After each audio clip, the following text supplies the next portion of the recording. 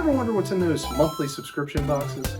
Video Games Monthly is one of those subscription type based retro video game services that deliver video games straight to your door. Let's break in 2021 in style with an unboxing from this month's Video Games Monthly box. Before I get into it, be sure to subscribe to my channel. I do videos like this all the time. And leave me a comment, because I'd love to hear from you guys. I want to know your thoughts on this month's unboxing. So let's get into it.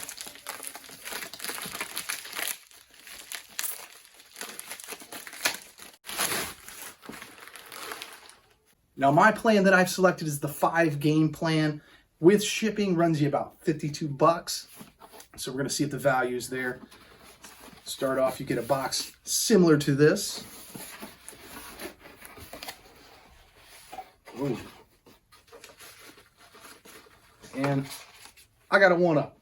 1-ups in here means that I've gotten one additional game on top of my regular ones that I've subscribed to. So it means I got a 6th game in there somewhere. Hopefully something good. Got a Super Mario Brothers $1 million bill. This actually works out perfect because I have a whole collection of Mario Brothers things. I can stick that somewhere up here. Bam! Looks like $1 million bucks. Got their card. Start with a Nintendo game. Gonna go with Kings of the Beach. Now, I know that this doesn't hold a high price tag. Matter of fact, the back of it says used $1.99. I'm a huge fan of the Nintendo Entertainment System. Matter of fact, that's my first ever console that I own. Can't complain about any Nintendo game that I get in this pack. Next is a Nintendo 64 game. We got Cruisin' USA.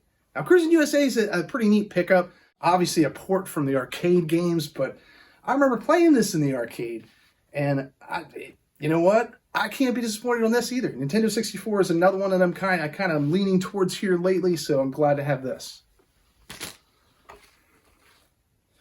I got 2 Wii U games. Now that's kind of a rarity. They said that they only put 1 in per pack, but I have a feeling it's because maybe those 2 are a little undervalued. First we got Sealed. Animal Crossing. What's that? Amiibo Festival. The Amiibos, I believe that's the, if I'm not mistaken, that's the little things that you buy separately and you hook it into like a pad that causes them to show up on your screen. I've seen them everywhere, but I was never big into collecting those for some reason. Now, I cannot complain about this selection. Ninja Gaiden 3. I didn't even know Ninja Gaiden ever had a Wii U game, but this is a sealed game also.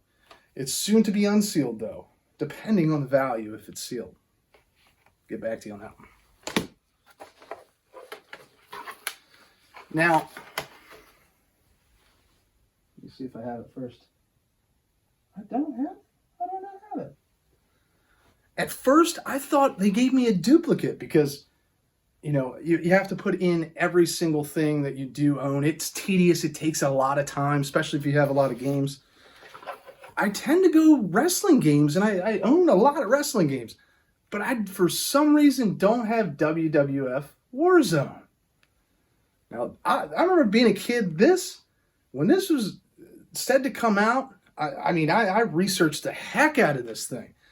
Now, this was supposedly this was going to be the greatest, you couldn't beat it wrestling game out there. And I just remember the anticipation coming up. It was the first game that I actually looked and was disappointed because they pushed back the release date. Now that happens all the time nowadays, but yeah, I'm not a big wrestling fan anymore. But back then, man, I think I thought it was real or something. Definitely excited for that. Now, the last one I'm not too excited about. It's dime a dozen type of game, but it's for PlayStation, Big Game Hunter. Now, I do own a lot of Big Game Hunter games, primarily for PlayStation 2. It's because my wife liked them, so I did get a couple of them. But they're typically like $1, $2 games. All in all, everything included, seems like a pretty decent month.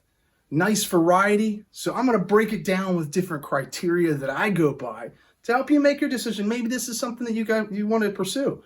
Maybe it's something that you don't want to pursue. So, categories are variety, value, nostalgia level. Is it worth it? So I'll let you decide. Let me know in the comments what you thought. Hope you enjoyed the video. Give me a thumbs up if you do. And don't forget to subscribe. Until the next time, stay retro, my friends.